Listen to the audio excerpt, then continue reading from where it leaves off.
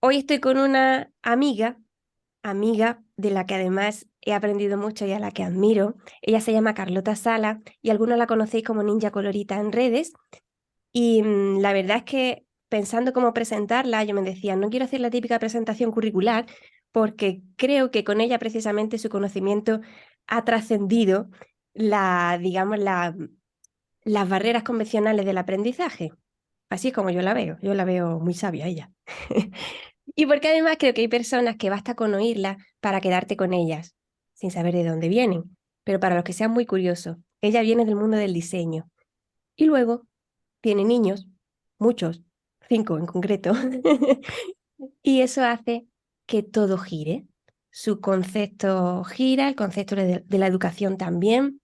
Hablaremos de ello porque ella acuñó el término free schooling para la escuela en casa con otro tipo de visión que quiero que nos cuente y que nos enfoque. Carlota es una curiosa de la vida, no para de leer y de investigar por su cuenta hay riesgo, y yo diría que aquí hay más riesgo que cuenta en estas cosas de aprendizaje propio, y es sobre todo una mujer que está conectada a la vida, no solo porque viva en el bosque, que eso también siempre ayuda, sino porque ella es fiel a respetar el desarrollo individual de cada niño y también de cada adulto. Hola, Carlota. Hola, Bea. Encantadísima de estar aquí contigo y compartir este rato. Me encanta, gracias. Las personas que siguen mi contenido, que yo hablo mucho de alta capacidad intelectual, pues ya van a saber un poco hacia dónde vamos, porque he dicho que es una persona creativa, que es curiosa, que cambia su trayectoria laboral, que viene de un sitio y acaba en otro, que es un culillo inquieto, que no cesa de buscar información y que además se sale del sistema porque confía en que no hay una única forma de hacer las cosas. A esta casa de Carlota, evidentemente, ya no solo por probabilidad de cantidad de niños, sino por de dónde vienen, pues llega el nombre de la alta capacidad intelectual. Y yo quería invitarla para que nos contara cómo llega, cuáles son esas primeras señales, cómo es esa revolución de la evaluación en familia, que nos planteara un poco cómo nace todo esto. Wow, un gran tema. La verdad es que llegó más tarde de lo habitual, porque precisamente como nosotros educamos en casa y educamos en casa, es decir, que mis hijos no van a la escuela, de una forma respetando mucho sus ritmos, sus intereses, sus formas de aprendizaje, de una forma muy libre. Claro, no hay señales evidentes a través de lo académico. De hecho, entró en casa a través de uno de mis hijos, pero no precisamente fue el más precoz en nada concreto, o como yo tampoco tengo comparativa inmediata por grupo en el cole, los amigos, sino que, bueno, somos grupos siempre como más reducidos con los que nos movemos, los que educamos en casa, pues tampoco había una comparativa, entonces la precocidad tampoco se nos dio como la observamos como algo destacable. Entonces, en realidad las primeras señales fueron más bien de desajuste emocional que no por el lado más académico o mental o cognitivo. Fue porque uno de mis hijos, pues yo recuerdo una vez que te escuché a ti o te leí que hablabas de los tics, hablaste de los tics como posible, como síntoma de niños con ASI, pero que bueno, que no era único y exclusivo de los niños ASI. Y bueno, fue como una pequeña lucecita que ahí se encendió. Y desde ahí creo que en mí se encendió el modo observación. Él tenía unos tics muy concretos, un niño muy ansioso, muy despierto, con preguntas complicadas, sueños complicados, problemas de piel, que todo esto luego yo lo he ido sumando, alta sensibilidad, una relación con la alimentación, con el comer, muy simbólica de su parte mental, bueno, con dificultades, ¿no? De tengo hambre, pero no sé qué comer, tengo hambre, no sé, pero te estás aburriendo, sí me estoy aburriendo, entonces no, entrábamos en unos bucles de hambre, pero no sé qué comer, cuando se aburría. Entonces todo esto empezó como a ser señales claras para mí. Entonces desde ahí recuerdo que te consulté en plan, ¿tú crees que podría? Y me dijiste, bueno, vamos a ver, ¿no? Hicimos una consulta, la alta sensibilidad quedó como muy clara y muy evidente. Y entonces cuando empezó a crecer, ya tenía pues 10 años, a los 10 años lo supimos, también la parte cognitiva entró en juego, ¿no? El aburrimiento para mí fue como esa excesiva demanda de atención, de estimulación, no de atención, de estimulación por nuestra parte. Para mí ya era como a una cierta edad de, bueno, pero ahora ya mis otros hijos habían sido más autónomos en este sentido, el aburrimiento no había sido tan horroroso, ¿no? Había habido aburrimiento, pero era sostenible, era un aburrimiento que despertaba mucha creatividad en muchos momentos, pero en él no, en él era un bloqueo en realidad, ¿no? Entonces ahí sí que fue como muy difícil de acompañar y decidimos pues buscar un diagnóstico, bueno, una prueba, a ver qué nos decían y un acompañamiento, ¿no? Y entonces pues sí, resultó que sí, que tenía altas capacidades, pero claro, cuando pasa eso, cuando entra en casa hay una revolución en casa espectacular, porque tú tienes una idea de lo que es un niño con altas capacidades. Todos tenemos la idea en la cabeza del niño con gafas, que juega ajedrez, que es un sabelotodo y que no tiene amigos, ¿no? Es como esa imagen de las películas que se nos ha metido en el inconsciente. Entonces, no correspondía para nada esa imagen que yo tenía tan grabada en el inconsciente con mi hijo. Entonces, yo empecé a sentir mucha culpa porque pensaba que no veía a mi hijo, que no lo había estado viendo, porque en realidad era una cosa diferente de lo que era. A medida que vas digiriendo, investigando, vas leyendo y vas aposentando, te das cuenta de que, claro, niños de altas capacidades hay tantas formas como niños con altas capacidades, ¿no? Entonces te das cuenta de, no, no, que tú sí que has estado viendo a tu hijo, que sí que has entendido, que sí, que has captado todas sus señales, sus necesidades y las has atendido, mm, pero que el conjunto pues tiene ese nombre, ¿no? Pero Claro, que a lo sí. mejor es cuestión de ponerle nombre, ¿no? Yo reconocía al niño, Ay, pero no le ponía ese nombre, que la gente se asusta mucho con lo de la etiquetación, pero a veces es necesaria para total. saber qué estamos mirando, cómo lo abordo, a quién busco, dónde busco ayuda. Al final poner nombre nos ayuda como madres y como profesionales.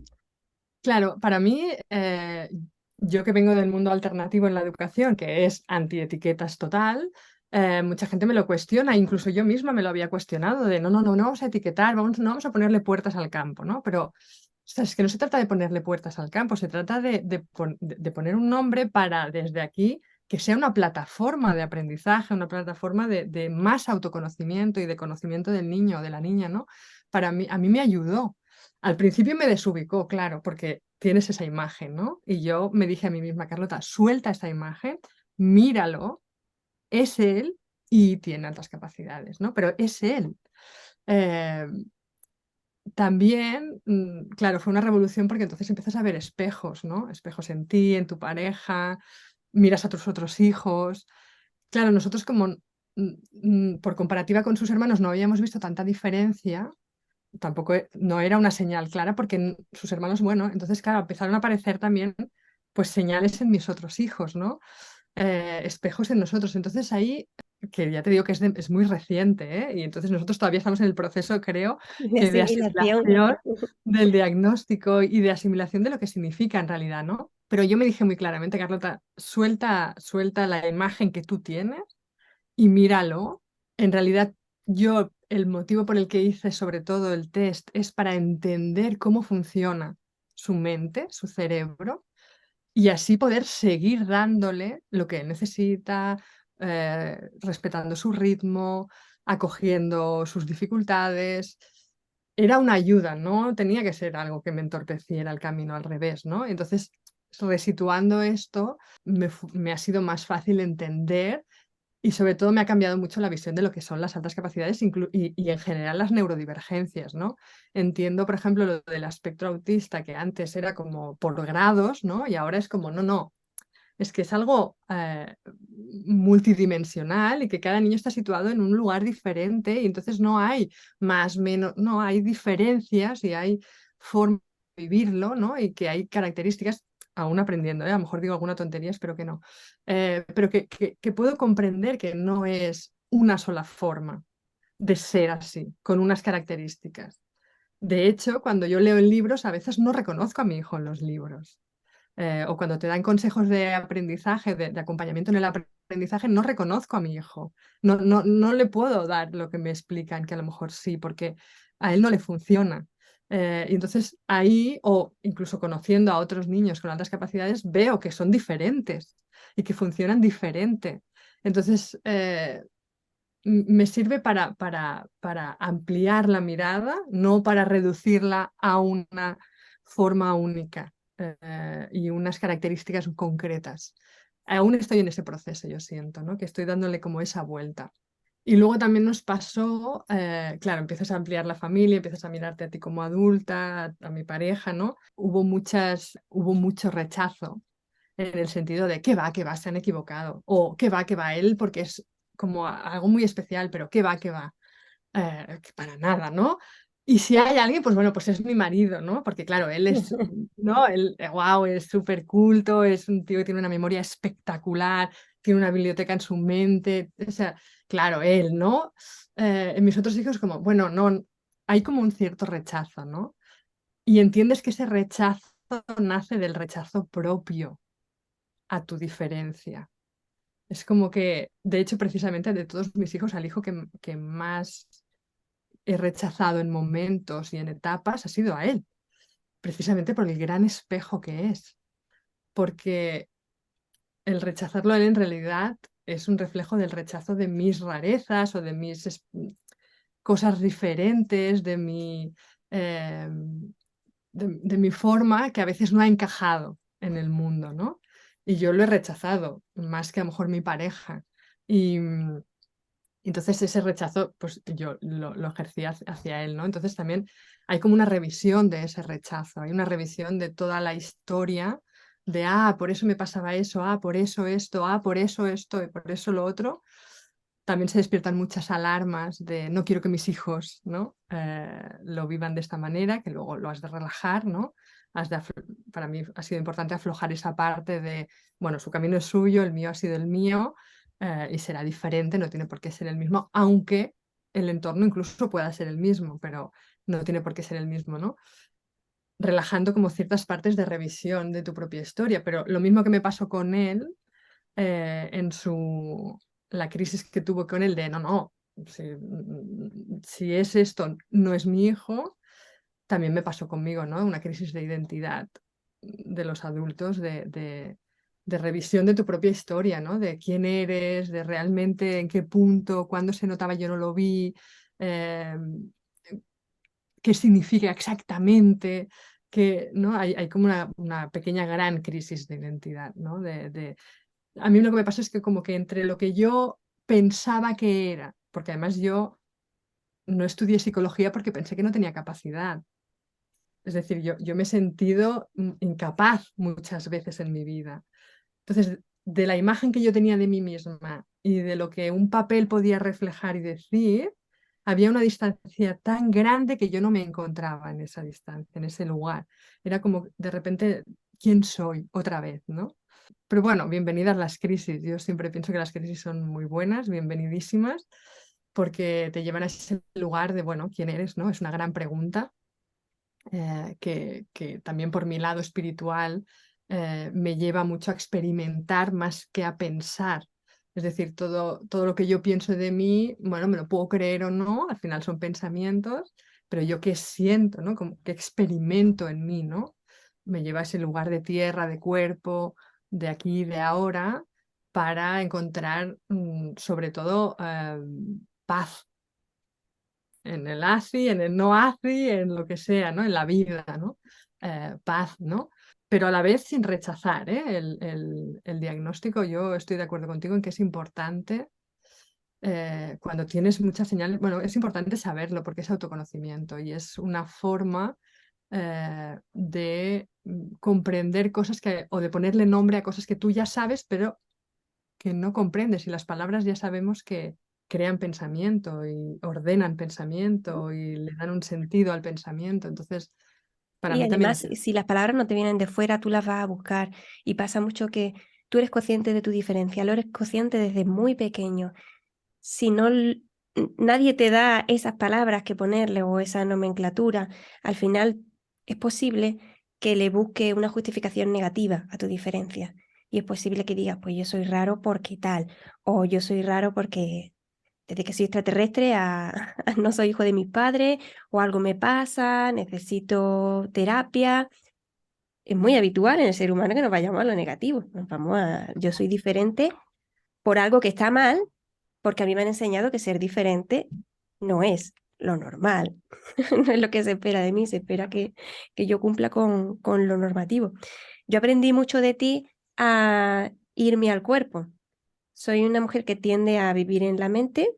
Con un tiempo que estudié Ayurveda, me quedó clarísimo que yo era muy bata y que siempre estaba en el aire, en mis cosas, pensamiento por aquí y por allá, y no frenaba. Y luego cuando te llegan los dolores de cuerpo y la llamada a la puerta de ese cuerpo, dices, claro, es que no estás viviendo aquí, no estás presente. Y aprendí mucho eso de ti y también la conexión que se puede hacer con los niños. Hay algo muy importante que has dicho de cómo inconscientemente rechazas, entiéndeme, apartas un poco más al niño que más se parece a ti por ese espejo.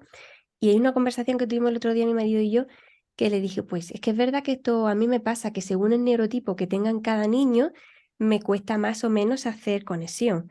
Para mí es más fácil, amén de la alta capacidad, aquellos que son autistas, siento que es más fácil conectar con ellos, con su dolor, con su dificultad, porque comparto esa forma de percibir los estímulos.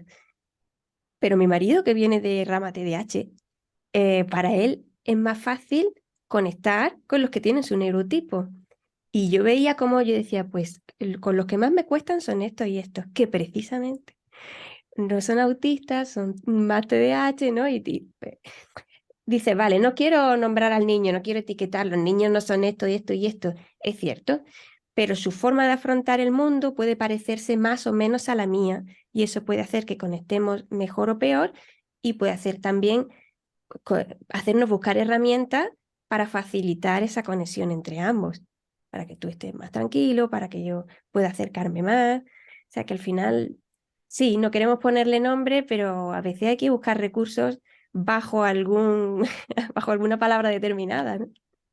Yo creo que la clave sobre todo es no quedarnos enganchados en eso, es decir, que eso nos permita abrirnos más que cerrarnos. Si eres esto, yo ya no estaré bien contigo, si tú ya no vamos a ser compatibles. No, no, no. Al revés, lo importante es poder poner nombre para ayudarnos a ir más allá. Y de hecho, uno de los motivos también que hablamos de cómo aparece en casa es porque precisamente desde ese rechazo o esa dificultad de relación con él, pero él justamente tiene conmigo una casualidad, pongo muchas comillas, muy bonita, y es que él nació el mismo día que yo. Anda. Y el hecho de que hubiera nacido el mismo día que yo fue como una señal de la vida de decir, no sueltes, no des por perdida vuestra relación, de decir, bueno, ya está, pues es con el que me cuesta más y ya está, pues lo entrego, ¿no? Busqué y busqué en muchos tipos de terapia, en muchas formas de acompañamiento al vínculo materno-filial. Hice terapia, busqué desde muchos frentes, bueno, qué pasaba con esa dificultad, que no me quería rendir. Y lo encontré en el diagnóstico de la SACI, ¿no? Fue como, es esto lo que nos une y a la vez nos distancia, ¿no? Pero no porque no lo comprenda, sino porque mi rechazo a mi forma diferente de estar en la vida me hacía, por ende, rechazarlo a él, ¿no? O sentir la dificultad en él. Es que fíjate, porque siempre vemos la evaluación como algo muy mental e incluso matemático, pero a veces es muy espiritual, tiene una carga muy densa cuando llega a tu familia y desbloquea muchas puertas. Exacto. Total y absoluto, porque de hecho es como que se coloca una pieza en su lugar, entonces todo el resto de piezas se mueven. Entonces encontramos como un nuevo lugar, una nueva forma de estar en familia. Mm, yo siento que puede dar orden, incluso sistémico, a la familia un diagnóstico de ese tipo. Y siento que no, da lo que tú dices, ¿no? Una apertura de mirada entre nosotros, del vínculo diferente. Es como que abre, para mí, a mí nos ha abierto puertas dentro de la familia, ¿no? Nos ha recolocado en nuevos lugares, mucho más amorosos, mucho más, con vínculos más fuertes, en realidad.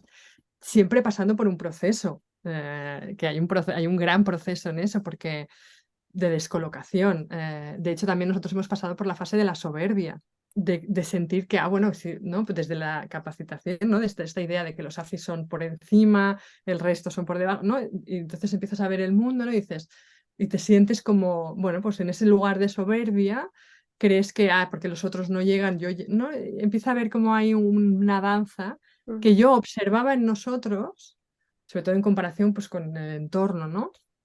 Que yo observaba en nosotros desde un lugar muy amoroso y compasivo. También he aprendido a lo largo de muchos años a intentar hacerlo así, para ver a dónde me llevaba, es decir, sin pensar que somos malas personas, sino como que formaba parte del proceso, entendía. Y descubrí que en realidad toda esa soberbia nace de la inseguridad, una vez más, de no saber bien qué eres, ni quién eres, ni qué significa realmente ser así, ¿no? Eh, Soltando, por eso pasas por un proceso de soltar la teoría de lo que es y empezar a comprender, a bajarla a la cotidianidad de cómo funcionamos en la vida, ¿no? De qué significa en mi día a día tener estas características o que mi cableado neurológico sea de esta manera, ¿no? Pues justo hace poco, esta semana mismo, estaba leyendo la relación que existía tan fuerte entre el sentimiento de superioridad y el de inferioridad, como a veces parecen los contrarios y en realidad están muy unidos.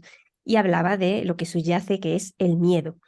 Así que quería preguntarte si llegó miedo con esto de la evaluación, porque es una de las cosas más recurrentes que veo en la familia cuando se detecta ACI, que sienten miedo quizá por lo que han ido leyendo, porque es verdad que hay mucho contenido en Internet que es bastante negativo sobre el drama de la alta capacidad, o porque tienen miedo de cómo afrontar eso. De repente se sienten los padres muy inferiores y se sienten incapaces de ofrecer soporte a sus hijos.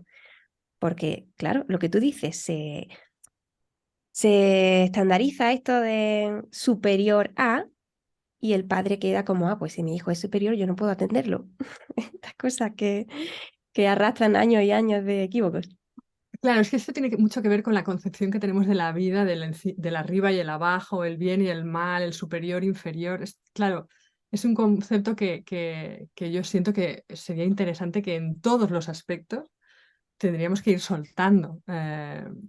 Y ver más bien, pues lo que a mí me gusta mucho esto del espectro autista, ¿no? Que es como, es que tiene múltiples dimensiones y puedes estar situado dentro de una esfera misma, puedes estar situado en puntos muy distintos y ser dentro de la misma esfera del autismo, ¿no? Yo pienso que la vida en general y la sociedad funcionamos un poco así, o, pero tenemos mal conceptualizada esta idea. Entonces, claro, entiendo súper bien que pasen estas cosas, ¿no? De que te creas inferior, entonces yo no le puedo dar lo que necesita. Claro, todo niño o niña, sea como sea su cableado neurológico, tiene un vínculo y una conexión con su madre y con su padre, que solo su madre y su padre les puede dar lo que necesitan. Y saben, además los padres y las madres son los únicos que realmente, por ese vínculo, saben lo que necesitan sus hijos.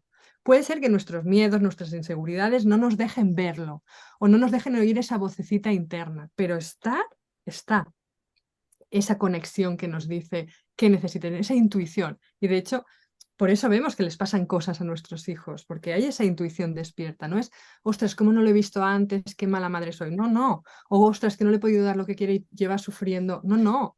Sí que le has dado. No vamos a irnos a ese drama, ¿no? Entró el drama en casa de cuando no lo veía él, sino veía el concepto que yo tenía de la ASI delante de él.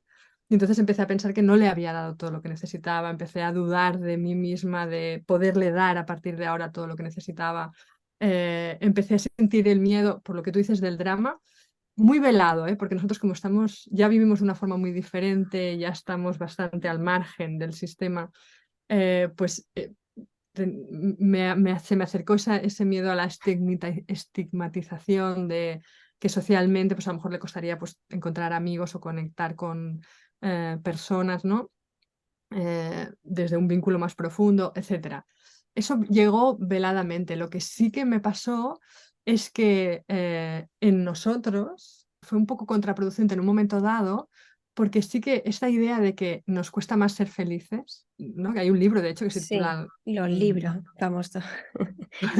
No lo he leído, ¿eh? No lo he leído porque ya el libro me da miedo, el título ya me da miedo, pero que viene Demasiado de un lado. inteligente para ser feliz, de Fayol. Exacto, ya el título fue como, espérate, bueno, un momento, ¿no? Un momento. Yo siento que nosotros tenemos un cableado neurológico o tenemos unas características, pero la felicidad no tiene que ver. No, claro, también por mi esfera espiritual o por mi lado más espiritual, la felicidad no tiene nada que ver con lo de fuera, para nada. Tiene que ver con lo de dentro, como nosotros miramos y vemos. Y de hecho pienso que gracias a esta capacidad podemos profundizar en esa sensibilidad para poder entender o comprender desde el cuerpo que la felicidad no viene dada de fuera ni según las circunstancias externas, igual que la libertad, igual que... No, es algo puramente interno de nuestra mirada y quizá las ACI podrían facilitar eso en realidad, no impedirlo. Entonces tiene que más que ver con el concepto de felicidad social que hay o que nos venden que no con el concepto real de felicidad. Entonces ahí sí que entró en casa la idea de, hey, aquí no quiero ir, no me quiero ir para ahí. Ujú. No, no quiero pensar que va a ser más difícil para ellos que para el resto. Sí, es muy correcto lo que tú dices, que es más social, porque como es una minoría al final, pues una neurodivergencia de minoría va a traer problemas de adaptación y por ende felicidad.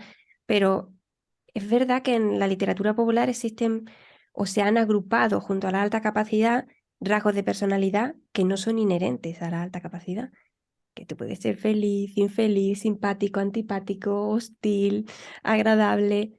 No tiene nada que ver con tu capacidad intelectual y se ha hecho ahí un batiburrillo de cosas que al final generan miedo, más que otra cosa. Exacto. Y un miedo que puede llevarte a tomar decisiones complicadas con los niños, ¿no? O incluso contigo misma. Yo sí que pensé, o sea, de repente cuando también hice la mirada hacia arriba, hacia mi pareja y hacia mí, pensé, empecé como a culpar, ¿no? A veces en momentos era como, aquí estuve mal porque no me comprendía, ¿no? La culpa es de las ACIs. Esto estuve mal. Y luego pensé, no, o sea, hola, Carlota, ¿dónde vas, no? Vuelve otra vez al cuerpo, vuelve otra vez aquí y ahora, para nada. Yo no lo siento muy así. Sí que es cierto que hay características sociales o formas de relacionarse diferentes.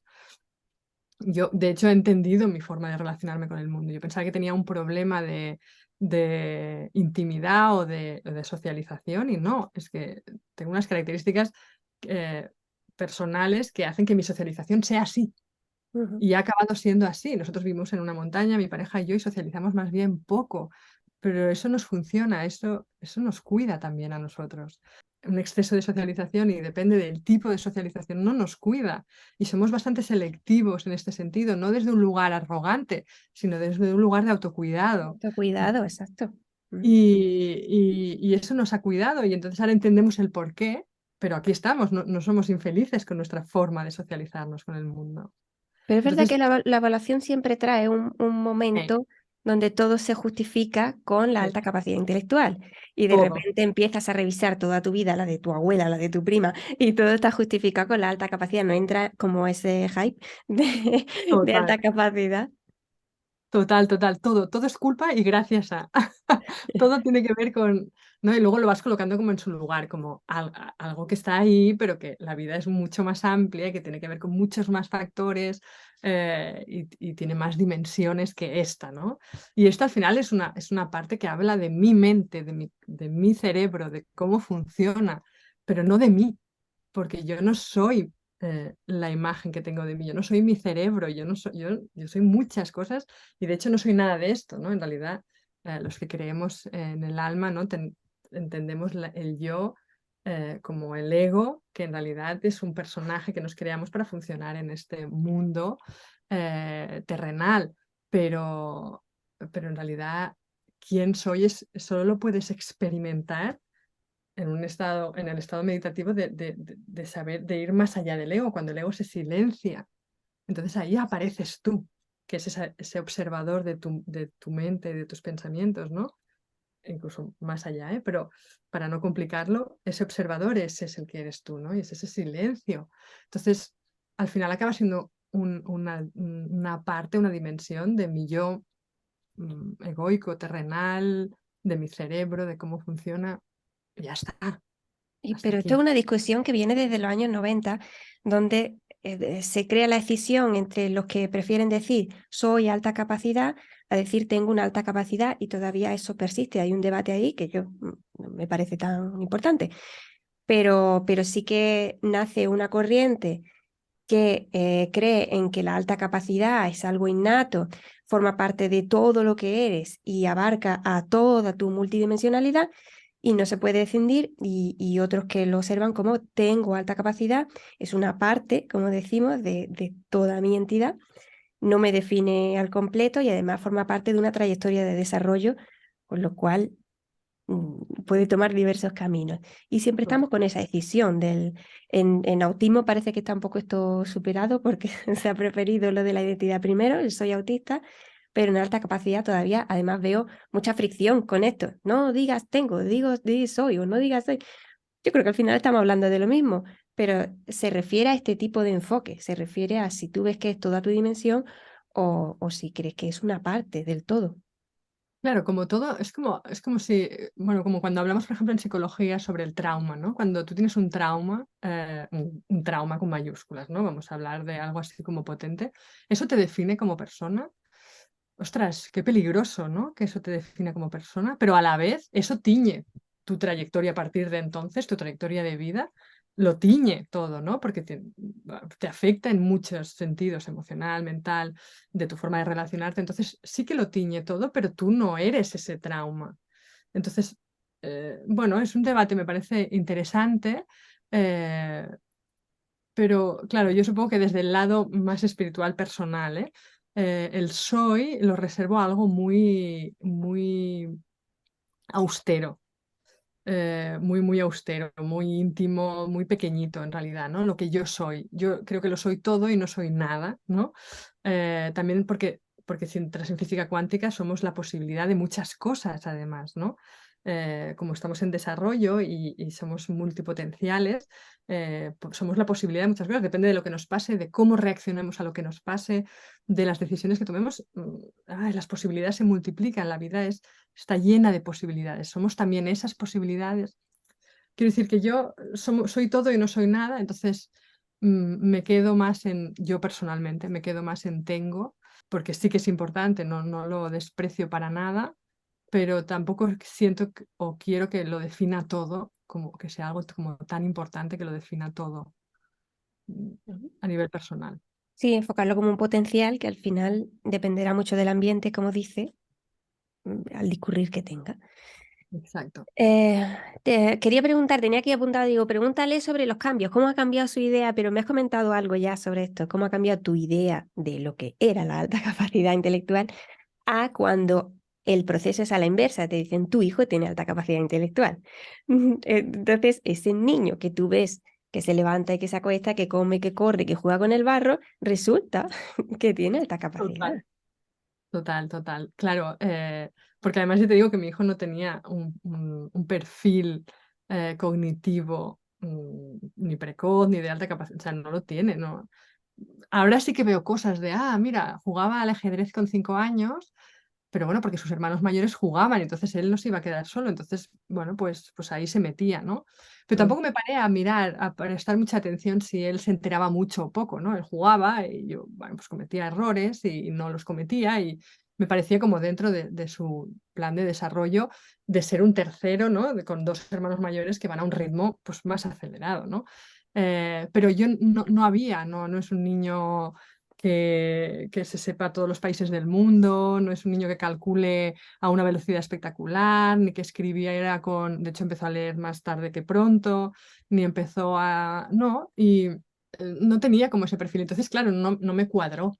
Ahora me ha cambiado mucho la imagen de lo que es la alta capacidad y creo que es algo que sería maravillosamente importante que se extendiera ese cambio a todo el mundo, porque es muy fácil y de hecho ahí sí que ha habido un poco de miedo de expandir la noticia, ¿no? Porque si en mí que siento que tengo una mente desde el aprendizaje y de la infancia muy abierta a todo lo que la infancia ofrece, muy abierta a los cambios de creencias. Ostras, la sociedad, ojo, ¿no? Cómo lo miran en los colegios, ¿no? Los maestros, los amigos, la familia, cómo cambiará su imagen y cómo cambiará su relación con él por la imagen que tienen en realidad de la alta capacidad, que todavía yo siento que es muy que es obsoleta y que es muy arcaica, ¿no? De esas imágenes de las pelis del niño con gafas que juega al ajedrez todo el día y que no tiene amigos. Claro, o que es un genio porque calcula matemáticas, ¿no? Sin calculadora,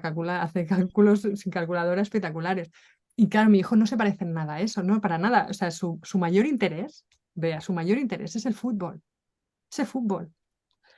Y desde aquí lo está aprendiendo todo y es, sí, su gran interés. Entonces, desde la música tiene que ver con el fútbol, su deporte es el fútbol, lo que ve en la tele es el fútbol, juegos de cartas son el fútbol, o sea, todo tiene Sí, que ver con pero el te fútbol. vi que, claro, se puede estudiar geografía a través del fútbol, Geografía, sí, sí, sí, se total, claro, puede, yo, como su gran interés es el fútbol, yo le voy abriendo todas las todo por ahí. posibilidades del fútbol. Sí. Geografía, historia, hablamos de política, porque introducimos por los países, ¿no? Hubo el mundial y bueno, este país, ¿no? Wow, ¿y por qué este país y este por qué no es tan bueno y este por qué es bueno? Y esto es historia de los países, pero también política entre ellos. ¿Qué pasa? ¿Por qué se hace el mundial allí? Bueno, vas introduciendo preguntas y entonces a él le van interesando, pero su centro de interés es el fútbol, fútbol puramente fútbol. Mm. Eh, Nada más alejado de un niño con altas capacidades. Además juega al fútbol y además tiene una capacidad de juego interesante. Es el que es bastante creador de juego, estratégicamente hablando. Corresponde bastante, pero juega al fútbol, ¿no? No está todo el día leyendo en la biblioteca. No tiene ese perfil, ¿no?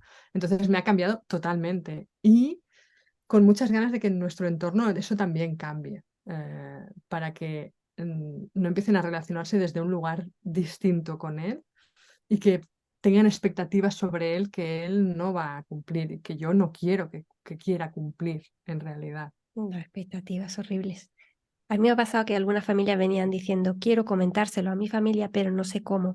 Y yo les decía, lo primero que tenemos que saber es de dónde parten, de qué conocimiento parte ese familiar al que se lo quiere decir, qué sabe de alta capacidad, cómo lo enfoca, cómo lo observa, qué sentimiento tiene con respecto a lo que entiende por niños de alta capacidad. Y a partir de ahí podemos derribar muros. Pero claro, cada uno tiene su propio nivel de conocimiento sobre el constructo en sí. Es complicado. Exacto. Sí, es complicado. Y por ejemplo, luego te vas al sistema educativo y sabes bueno, que está como está también extendido las ideas de la neurodivergencia en general, el concepto, el cómo acompañar y el qué es en realidad, ¿no? Entonces, bueno, ya ahí ya ni entras. Con esto te quería yo decir que hablando sobre la educación me lleva a pensar en la individualización que supone el homeschooling. Por cierto, que quería comentar que me alegra que la evaluación saliera bien con tu hijo, porque tengo que decir que las pruebas de alta capacidad no están enfocadas a niños que son educados al margen de la escuela. Están educados bajo unos baremos que son principalmente académicos y Ujú. son buenas medidas de predicción cuando tenemos talentos académicos o talentos que funcionan bien en estas áreas que se miden tan exactamente, como son la verbal, la lógica, matemática, la memoria, por ahí, pero no siempre ajustan, no siempre funcionan con los niños que no están siendo educados dentro de la escuela. No, no, de hecho, fue algo que nos impedía como ir a un especialista. Era como que nos frenaba un poco porque era como, bueno, ¿y cómo le explicamos que él no escribe con soltura para la edad que tiene, correspondiente a un niño de colegio, no escribe al nivel de un niño de su edad? Entonces, claro, ¿cómo no? Tiene otra capacidad, pero no escribe bien. ¿Cómo se encaja eso? Entonces, buscamos una persona que pudiera acoger nuestra forma de educar y de hecho adaptó alguna prueba para que él pudiera realizarla y poder ver realmente su potencial más allá de lo que de lo que académicamente se esperaba por su edad. Y fue maravilloso, la verdad es que fue maravilloso porque lo tuvo muy presente y lo acompañó súper bien y adaptó muy bien. Los test y las pruebas en algún momento dado, en momentos puntuales, los tuvo que adaptar para que él pudiera realmente mostrar lo que, pues cómo funcionaba su cabeza, ¿no? Su cerebro. Y salió positivo. Y de hecho yo aviso mucho a las familias que educamos en casa que me preguntan que lo digan muy claramente para que lo tengan en cuenta en la evaluación. De hecho, la mayoría de gente se hace los test a través del colegio, a través Claro. del sistema educativo. Es raro encontrarte gente que se va a lo privado. Bueno, por un tema económico evidente, pero también porque, bueno, porque ya lo hacen en la escuela, entonces lo hacen con sus mecanismos, basándose en su forma de acompañar el aprendizaje y el desarrollo cognitivo de los niños, pero hay otras formas De de hecho, acompañar. ¿quiénes son las familias que acaban yendo al privado? Aquellas en las que la evaluación psicopedagógica de dentro no le funciona. ¿Por qué? Porque estamos mirando los baremos académicos. Y la Exacto. inteligencia es mucho más que eso. Entonces, son nuestros padres que están muy frustrados y dicen, me han dicho que no, pero yo confío en que sí. Y voy a persistir y voy a buscar a otro profesional que tenga otra mirada más amplia y que no esté mirando únicamente el resultado de un único test en un único día. Yo pienso que es Y, muy importante esto que acabas de decir. Has dicho esta frase de que la inteligencia no tiene que ver con el resultado académico. Esto es algo que tenemos todos grabados a fuego. Los que no sacábamos buenas notas o súper buenas notas, pues no éramos inteligentes, incluso si había fracaso, ¿no? Y claro, no tiene nada que ver en realidad. Y esto es algo que tiene, o sea, esta frase va a romper más de una neurona a uno y a dos para transformar creencias internas, pero es que es súper necesario, es muy necesario. pues sabes que Porque esa luego, frase, eso va acompañado de otra, que es sí, esta idea de que solo aprendemos de niños y que la alta wow, capacidad, por tanto, solo compete a tu etapa educativa, como mucho llegamos a la universidad y después ya no. Y esto ya se sabe que no, que podemos aprender en cualquier momento, que ese potencial que tiene se puede desarrollar en cualquier momento. ¿Y esto? ¿Por qué no se está diciendo más? exacto. Y de hecho yo te diré que en mi experiencia, y alguna vez yo te lo había compartido, en mi experiencia yo tengo la sensación interna y la duda, la inquietud de que yo siento que a mí se me ha despertado mi potencial gracias a la maternidad, que antes estaba dormido. Yo cosas que ahora siento como facilidad o motivación o estimulación, antes estaba totalmente dormido y apagado antes de ser madre. Y nada que ver. Es como si hubiera hecho un clic en mi cerebro, algo hubiera pasado y antes no, antes me costaba muchas cosas que ahora no me cuestan. Imagínate, ya no que ahora haya emergido, no, no, es que cosas que antes no podía, ahora es como si hubiera mi cerebro hubiera desobstruido algo, se Ujú. hubiera desbloqueado algo. Recableado ahí. Ahí sí, Pues tiene algo. que ver con lo que hemos hablado antes de esto, sobre el ambiente, cómo ayuda el Exacto, ambiente.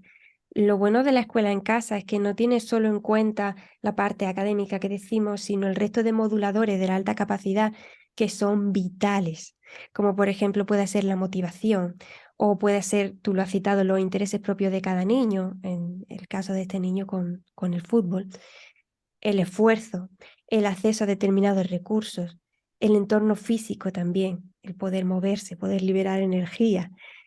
Yo creo que todo eso favorece a una trayectoria positiva y sé que tú también confías y basas tu educación en eso. totalmente. De hecho, sin saber sobre la neurodivergencia, yo empecé a educar a mis hijos así, desde un lugar de respeto absoluto por sus procesos naturales de aprendizaje, cada uno de ellos diferentes. No porque tuvieran cableados diferentes, sino porque todos los niños tienen ritmos y formas de aprender diferentes. Y entonces para mí era muy importante cuidar y respetar esos ritmos, preservar mucho la curiosidad. Para mí ha sido como un gran objetivo en mi forma de educar, preservar esa curiosidad, no mermarla obligándoles a aprender cosas que no les apetecía en momentos que no les apetecía, a un ritmo que no era el suyo. Para mí era súper importante. Yo sabía que preservar su curiosidad tenía que ver con cuidar el entorno a favor de estar emocionalmente estables, sintiéndose acogidos y sintiéndose em, con sus necesidades satisfechas, sus necesidades auténticas satisfechas y sobre todo respetados en sus intereses, curiosidades. Claro, muchos intereses están fuera del currículum, pero son súper válidos. Y para mí era importante respetar eso. De hecho, por eso decidimos no llevarlos a la escuela, ¿no? Para no meterlos en un sistema donde los intereses válidos son 4 muy específicos, y si no entras ahí, eres malo, eres un fracaso, no eres listo, y te tenemos que castigar o te tenemos que Que meter en chantajear. verea. Exacto, Sí. chantajear para que entres te esfuerces y... Claro, yo soy una persona que cree poco en el esfuerzo. Creo en el esfuerzo, por supuesto, ¿eh? Pero creo poco en el esfuerzo contra naturaleza. Es decir, yo soy muy partidaria de que cuando tú estás motivado, bueno, es que te sale la energía, te desborda, y el esfuerzo se convierte en placer. Es como que, no, es como wow, ¿no? Cuando estás motivado, cuando estás conectada, es como ¡wala! No necesitas más. Yo esto lo he visto en mis Es hijos. energía. Es energía pura, es como un motor, es el motor de Ujú. todo lo demás, ¿no? Entonces, para mí era como muy absurdo quitarles eso, porque le Sí. interesara más el fútbol que las matemáticas. Y está unido porque dice preservar la curiosidad, al final es también preservar la motivación, porque Exacto, si abogamos por un sistema que apoya la acumulación y reiteración de contenidos, que al final es eso, estamos enfocados a el contenido, a lo que llamamos educación, a la gran compilación de contenidos, y no tanto al aprendizaje. Yo quiero que mis hijos aprendan a aprender, sepan que mantengan durante toda su vida la actitud de aprendiz, de aprendizaje constante, y estén apasionados por ese aprendizaje. Y nunca quieren dejar de aprender, porque eso les regala una energía que tú dices que ellos necesitan para nutrirse, para nutrir esa inteligencia o esa neurodivergencia o lo que sea. totalmente. Pero además es que este aprendizaje también les llevará a una autonomía en la vida, que podrán entonces realmente vivir su vida desde ellos y ellas mismos, sin depender de que les hagan felices desde fuera o que les den lo que necesitan desde fuera, sino, ostras, conectados a esa capacidad de aprender siempre, de aprender a aprender. Wow, ya está, es que no hay barreras en la vida, da igual la edad que tengas, da igual, si tengo una dificultad, pues venga, ¿y cómo aprendo a salir de esto? Si me motiva, si realmente ahí hay algo que me Claro. emociona, ¿Y voy cómo, a y cómo seguir. aprendo? Exactamente, tú lo has dicho, ¿cómo aprendo? Porque si nos miden por evaluaciones, por lo que somos competentes o lo que logramos recordar al fin y al cabo, y no por lo que soy capaz de aprender, puede llegar un momento en el que diga, sí, a mí me han dicho que tengo alta capacidad, pero esto no lo he aprendido a la primera, luego se deben haber equivocado. No, voy a aprender eso. Voy a mantener la actitud correcta para saber que al principio fallaré, que necesitaré pedir ayuda, que necesitaré buscar recursos y voy a saber cómo acceder a toda esa cantidad de recursos para lograr mi objetivo, que es seguir aprendiendo y seguir motivándome y conseguir mi objetivo. Exacto, pero además es que también tenemos como, socialmente está aceptado que hay como una sola forma de aprender, y hay tantas formas de aprender, como niños, casi, ¿no? Yo lo veo en mis hijos, veo a mis 5 hijos y mis 5 hijos aprenden diferente entre ellos. Hay uno que es auditivo, que lo que quiere es que les cuentes historias, que se lo cuentes, entonces él lo entiende, pero hay otro que necesita algo manipulativo, necesita manos, necesita expresar, dibujar, hacer esquemas, mover figuritas. Y otro que mientras está jugando al fútbol, tú le vas diciendo cosas y él va, y a través del juego y la repetición y la competición va aprendiendo. O sea, es que hay formas muy distintas de aprender. Autoconocerte cuál es la tuya, para mí es el primer paso para enfocarte a la vida, para lanzarte a la vida. Si yo no sé cómo aprendo, que es una cosa que, claro, yo me creía incapaz de aprender o de estudiar psicología porque yo no me conocía como aprendiz, no me conocía cómo funcionaba mi cerebro de aprendiz. No, no me entendía, no sabía. A mí me habían dicho que, pues bueno, tú te tienes que hacer esquemas, tú te tienes que hacer esto. Y sí, vas perfilando qué es lo que a ti te va mejor. A mí me va bien repetirlo en voz alta, a mí me va bien escribirlo 30 veces, pero al final, como yo aprendo ahora, no tiene nada que ver como yo aprendía cuando estaba en el instituto. Nada que ver. Yo cojo un hilo y voy tirando, y de ahí salen 1000 hilos, y tengo una capacidad de aprendizaje que yo no sabía que tenía. Entonces, si lo llego a saber, Dios de mi vida, estaría en psicología sin duda. Eh, seguro, pero lo hubiera hecho a mi manera. pero tampoco nadie me dio la oportunidad de entender que yo tenía una manera mía. mm, y ya está, ¿no? Sí, Para mí es una muy importante. disposición también, una disposición y una forma, diría yo, porque a veces es la disposición, incluso física. Yo también tengo un niño que es muy físico y me dice, es que yo no podría estar 5 horas sentado en un colegio, yo necesito moverme. Y es lo que hace, se mueve, corre para acá, para allá, está todo el día de pie, lee de pie, camina de pie, o sea, camina leyendo. Esa es su Total. disposición. Y luego la forma. La forma tiene muchísimas perspectivas. ¿A ti qué te gusta construir? Vale, empezaste construyendo con trocitos de madera, digamos, ¿no? Te has pasado luego los Legos. ¿Sabes que programar también es construir? Y ahora está metido en el mundo de programación y está creando videojuegos y todo este mundillo, ¿no? Oye, ¿sabes que también otro tipo de construcción es ingeniería? Y empiezas a mostrarle, ¿no?, distintas formas de abarcar ese interés que Total. es construir, básicamente, generar. Total. Uno de mis hijos, por ejemplo, era es el artista y constructor de la familia, ¿no? Artista, cuando era pequeña era más artista, dijésemos, plástico, y se pasó a la creación, ¿no? En construcción, legos, cartón y de todo, ¿no? Em, y de ahí yo recuerdo que para hacer una charla sobre aprendizaje libre, hice una recopilación de imágenes artísticas de mi hijo, de pequeñito, de artísticas, es decir, de experimentación artística. Y al hacer la recopilación yo veía matemáticas en todas las fotos, figuras geométricas, numeración, ordenación, o sea, yo veía matemáticas.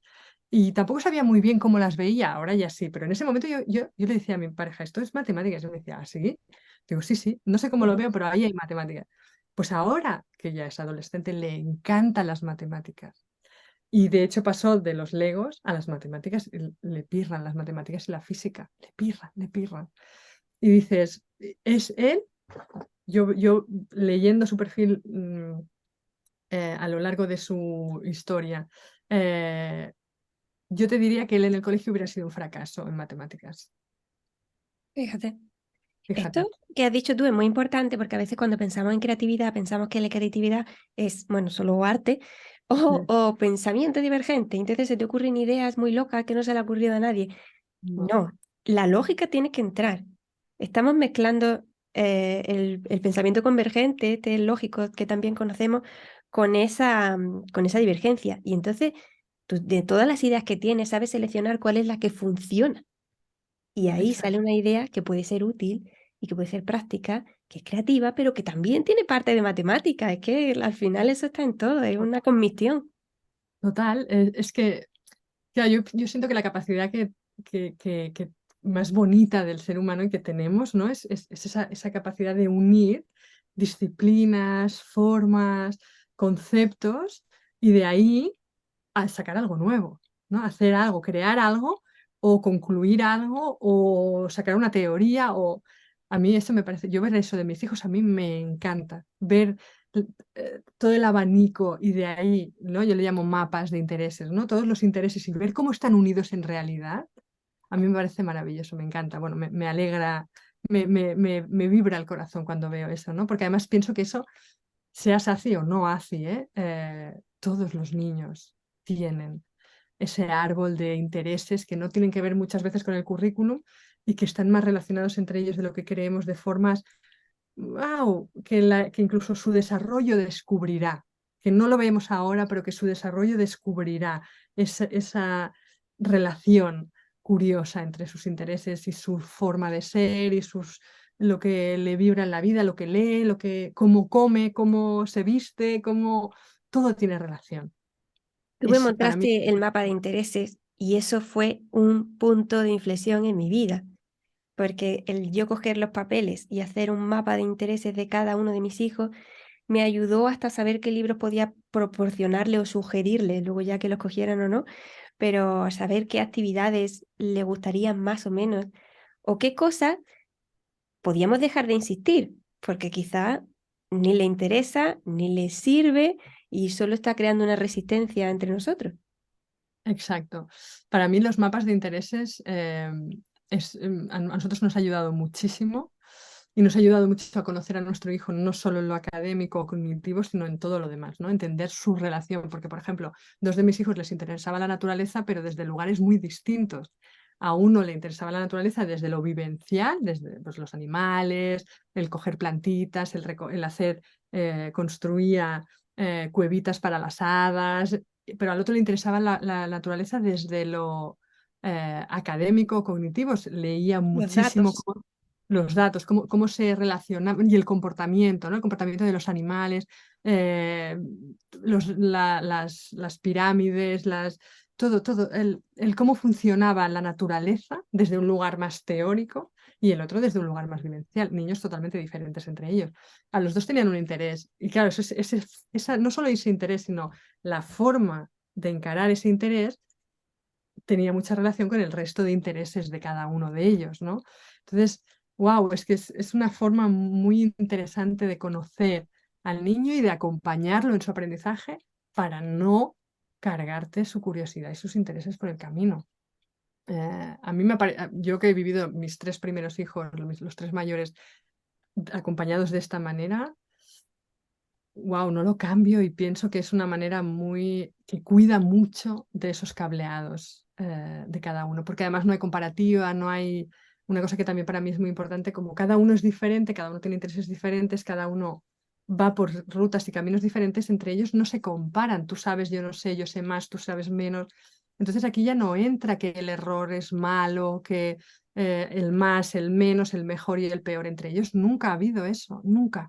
Nunca se han él dibuja mejor, él lo hace. No, bueno, a él se le da bien esto y a mí se me da bien lo otro. Cuando yo lo necesito a él, lo voy a buscar, y cuando él me necesita, me va a buscar a mí, pero nunca ha habido competitividad entre ellos en este sentido, ni inseguridades. Las inseguridades han nacido cuando se han empezado a relacionar con niños que sí que van a la escuela, al sistema educativo.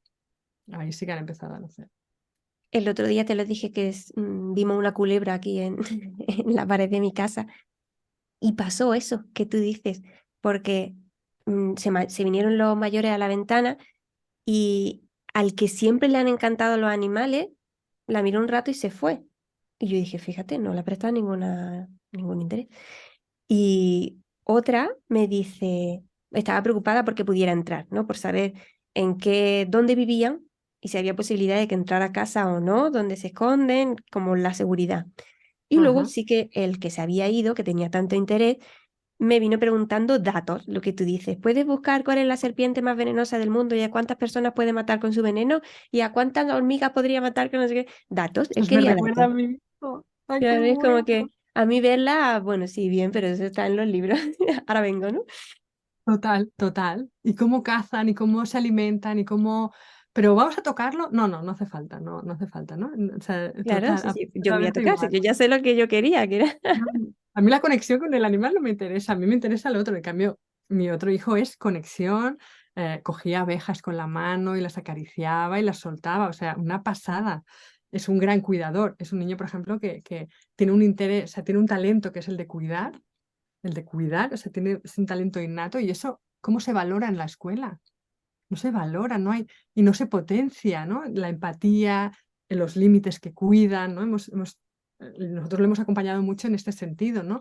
Límites que lo cuidan, cómo trabajar la empatía, cómo a través de este interés, ¿no? Del cuidar a los demás, a los animales, a las personas, pues qué salidas tiene eso, ¿no? ¿Qué puede ofrecer al mundo a través de eso, ¿no? ¿De qué manera? Eso no hay, ¿dónde está eso? No está en el sistema educativo. Que no pasa nada que a lo mejor que no esté, pero claro, como todos centramos todo en el sistema educativo y pensamos que después ya no hay nada, ya no hay aprendizaje, que solo se aprende de 8 o de 9 a 5 de la tarde, entonces ahí hay una gran confusión social sobre eso. Y lo que se está haciendo ahora desde los niveles de más experticia, es decir, vamos a intervenir en los espacios académicos con la individualización y se apoyan acciones como el enriquecimiento, como el mentorazgo, es decir, vamos a buscar la máxima individualización porque ahí sí está el éxito, en ver que cada niño tiene unos objetivos distintos, unas fortalezas distintas y unos puntos débiles también distintos. Vamos a abordar eso y sea o no alta capacidad, claro, pero bueno, nosotros nos vamos a enfocar en esto hoy. Sí, Pero claro, hay una falta de refuerzo económico y también de conocimiento a veces, sobre todo en neurodivergencia. Estamos hablando de esto y me viene a la cabeza el mito elitista de que la educación en casa es únicamente para los niños que son muy inteligentes. Ya no me voy a meter en el dinero, que también se dice, sino que es solo para los que, claro, es que como ella, como tiene hijos muy listos, pues claro, ella sí puede educar en casa, ¿no? Claro, todos los mitos alrededor de la educación en casa me los han dicho, el del dinero también. A mí me han dicho o desde que somos muy ricos o que somos muy pobres para no llevarlos al cole. Los niños se creen que somos muy pobres y por eso no los podemos llevar al cole. Y los padres piensan que somos muy ricos y que por eso podemos vivir como vivimos, ¿no? Claro, la fantasía social es maravillosa, pero vamos a desmontar mitos, pero ya, la parte económica evidentemente nada que ver, pero vamos al aprendizaje, ¿no? Solo es para niños muy listos. Claro, yo supe de las otras capacidades hace menos de un año, no hace ni un año que lo sabemos, hasta entonces, una trayectoria de, bueno, hasta un hijo adolescente, ¿no? En casa, no es para niños súper listos. O sea, ellos aprenden, supongo que el mito viene de que los niños aprenden en casa porque no tienen maestro ni sistema educativo porque son muy listos. Ah, no, claro, eso habla de la inseguridad de nosotras como acompañantes de nuestros hijos en su desarrollo cognitivo. Entonces ahí está la clave.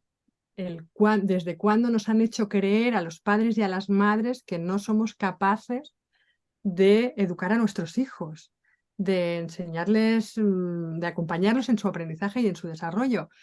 Ahora, además, que tenemos a nuestro alcance toda la información, tenemos Internet, tenemos Google, tenemos YouTube, tenemos clases online, tenemos, ¿no? Ahora tenemos al alcance Claro, toda oye, la que información esto de la posible. culebra más venenosa del mundo, yo dije, ok, Google, y ya está. Claro. No tiene más Claro, historia. es que porque hay esa idea de que el maestro o el que acompaña a un niño en su desarrollo tiene que ser una persona experta, erudita y tener todo el diccionario, la enciclopedia en su cabeza. Nada más lejos. Depende de lo que tú entiendas como enseñar o educar a tus hijos. También está ahí la cosa, ¿no? Si tú crees que les tienes que trasladar todo el contenido académico de tu cerebro al suyo, como se hacía antaño quizá, bueno, pues a lo mejor sí que vas a tener que estudiar un poco antes, pero claro, yo no recomiendo eso. Yo recomiendo acompañar realmente el desarrollo natural, que ellos te van pidiendo, que ellos van mostrando, que ellos Ay, van tirando de hilos. te voy a cortar porque es que tengo que contarte una cosa que aprendí este año y que me encanta, que es que tú no, evidentemente lo que tú estás diciendo, tú no puedes traspasar tu conocimiento a otro cerebro, pero es que incluso aunque los dos supierais lo mismo, imagínate que tu pareja y tú tenéis la misma información sobre algo, la habéis organizado de forma diferente en vuestro cerebro. Eso me parece tan bonito. Y bueno, total, lo entiendo súper bien y es así, claro. Pero es que además tiene mucha lógica porque el aprendizaje no es que tú tengas un contenido en el cerebro, que tú vas metiendo datos. Tiene que ver con tu historia personal, con tu concepto de cómo ves la vida, con tus creencias, con tus experiencias, con tus vivencias. El aprendizaje no es solo una parte de tu cerebro donde almacenas conocimiento, sino que el conocimiento es que tiene que ver con todo lo que tú vives en la vida. Entonces, separar aprendizaje de vida para mí es como, es un gran error social y educativo que tenemos, ¿no? Es al revés, es cuanto más vida, más aprendizaje se va a dar. El aprendizaje no es ni lineal, ni de llenar una cavidad de datos y de información, sino al revés, es de construir pensamiento Ujú. mientras vives y aprendes y te relacionas e interactúas, entonces vas llegando a conclusiones y entiendes las cosas. Claro, cuando todo es tan teórico, por eso yo también soy una gran amante del aprendizaje vivencial, cuando todo es tan teórico en edades tan tempranas, a partir de la adolescencia ya llega la abstracción y vamos a otro lugar, pero antes de los 12 años, antes de los 12 años, todo es vivencial, mis hijos construyen un arco y en el arco, en la vivencia del arco, en la experiencia, entienden de física, o sea, viven la física, cogen un palo y lo tienen que curvar y entonces depende de cómo lo curvan se pueden romper o no, el material tiene que ser relativamente flexible pero fuerte, pero entonces ahí van construyendo. Claro, cuando entendemos que un niño o una niña aprende haciendo, es decir, que va acumulando o va construyendo conocimiento en su mente a través de la vivencia y de las conclusiones que va sacando vitales, claro, entonces entiendes que tú estás acompañando eso, tú no estás enseñando. Eso solo pasa en su cabeza. Es como si quisiéramos digerir por ellos la comida. Nosotros vamos a ofrecer, ¿verdad que no? Tampoco estudiamos nutrición y ofrecemos una comida saludable para nuestros hijos que ellos escogen. Nosotros ofrecemos sano y saludable y ellos escogen y comen. Pero al final la digestión de los nutrientes, lo que se queda, lo que no, lo que sucede en ellos, en su estómago. Entonces tú vas a cuidar de eso, pero no vas a darle la digestión hecha. No estás enseñándole. Entonces, también es descargar a la persona que acompaña de esa presión de no, es que como no soy maestra, mi hijo no va a aprender. No tiene nada que ver. De hecho, si a ti te interesa acompañar a tu hijo, ese interés va a despertar la capacidad de aprender para ofrecer si necesitas. Es decir, yo nunca he tenido, antes de mis hijos, nunca he tenido ninguna relación con la educación, ¿no? Yo nunca quise ser maestra, nunca, no hice ni de canguro, no me interesaban los niños en ese aspecto. Ha sido a raíz de tener a mis hijos que me ha interesado poder acompañar su vida, su aprendizaje, pues yo y no otra persona. A mí me interesaba, es algo que me ha nacido de dentro y yo quiero ver a mis hijos crecer y aprender. Me encanta ver eso, acompañar eso. Entonces, de ahí se despertó mi interés por la educación, por la pedagogía, por la psicología. Entonces ahí abrimos ramas, ¿no? Pero y estudié y investigué mucho sin darme cuenta que estudiaba y investigaba mucho. Y desde aquí me atreví a poder ofrecer, pero esto no siento que sea exclusivo para nada de las personas ACI ni de los niños ACI.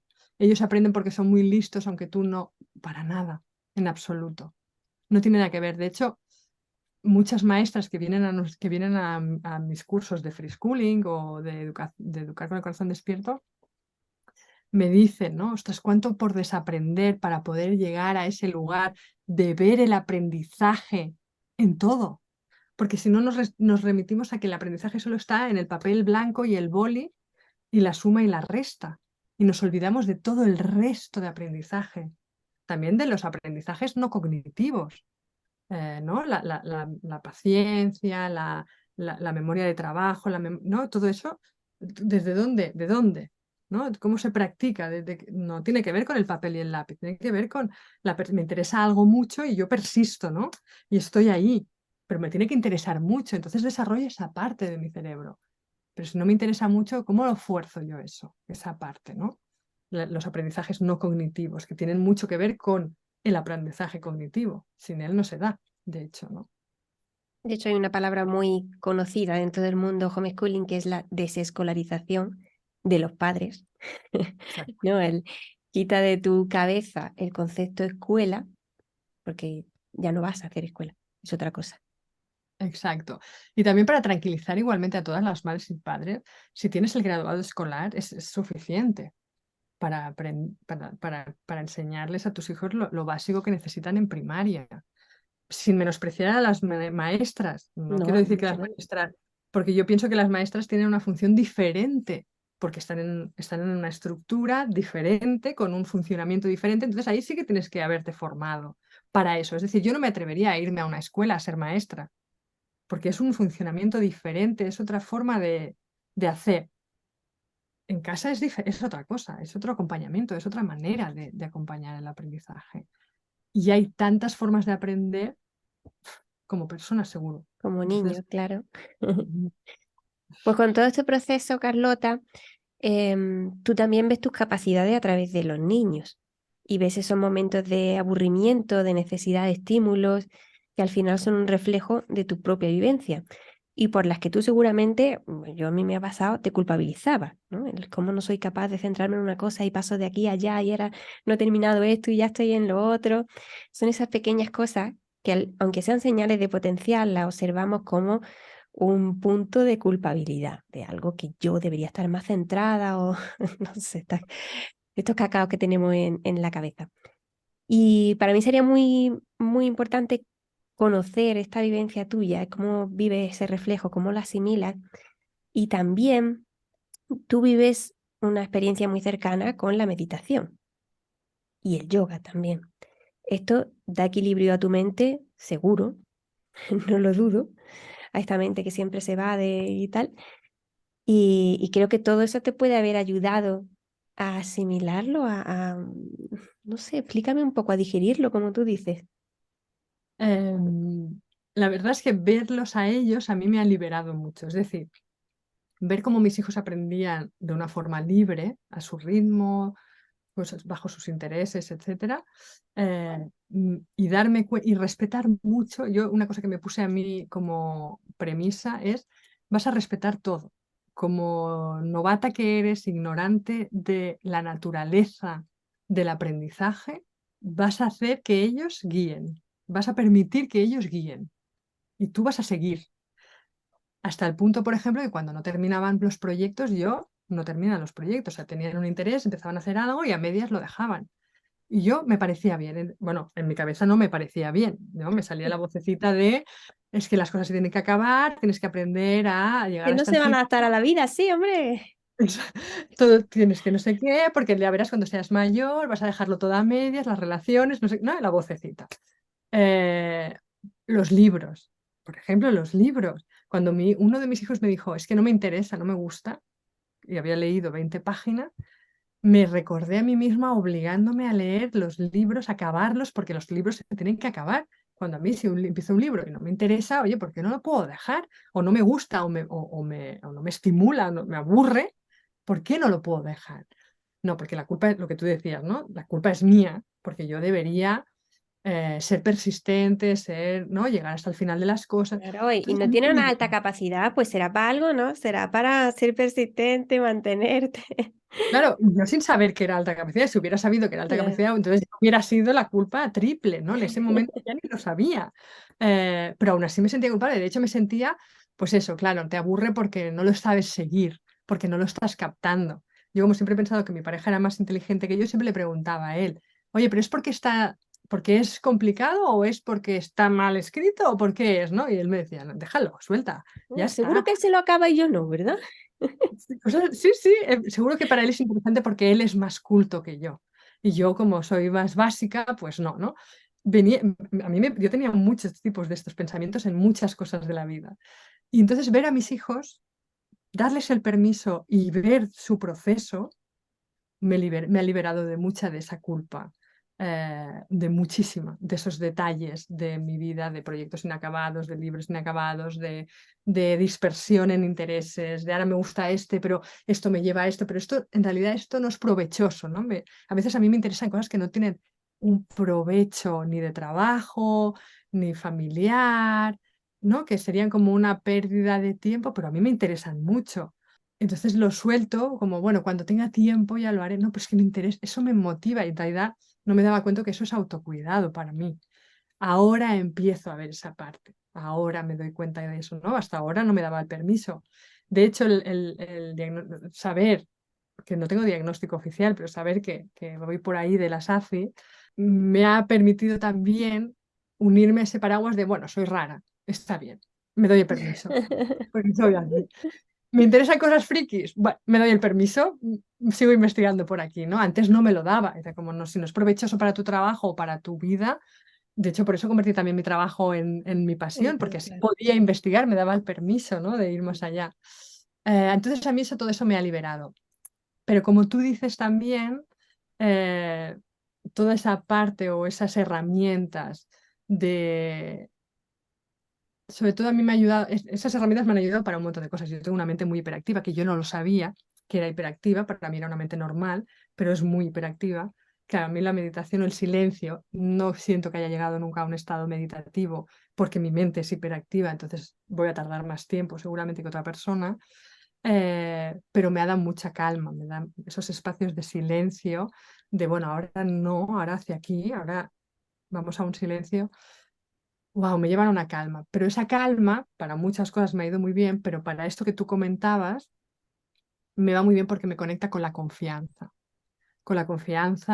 de permitir esas rarezas, esos desencajes sociales o desencajes cognitivos de la norma, esas anormalidades.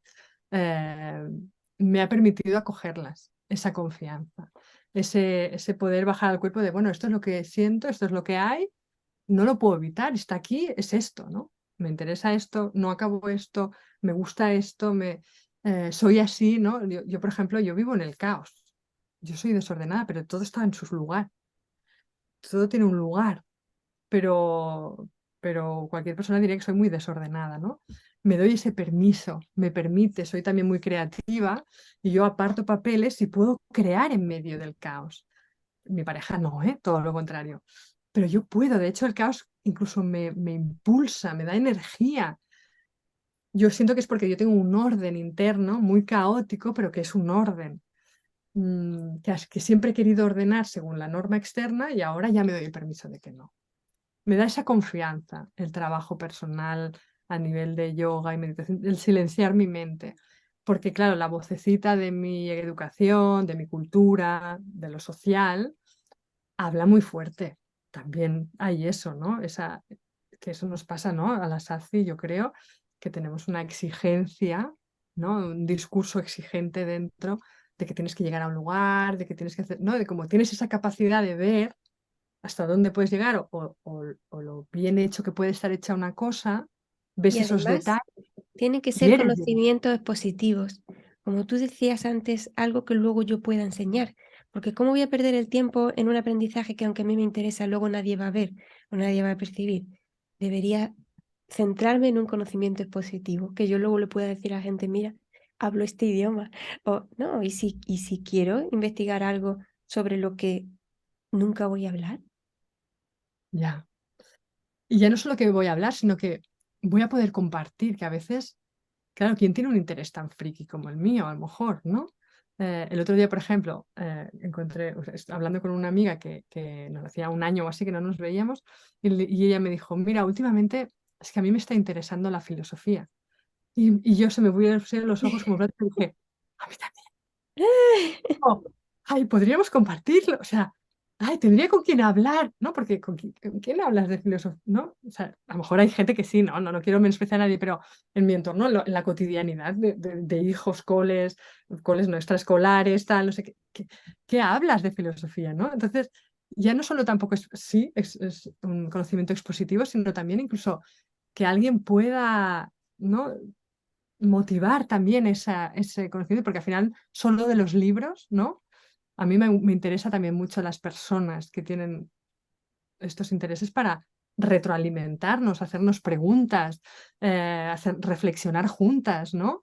Eso a mí me nutre mucho también, pero a veces no encuentras, ¿no?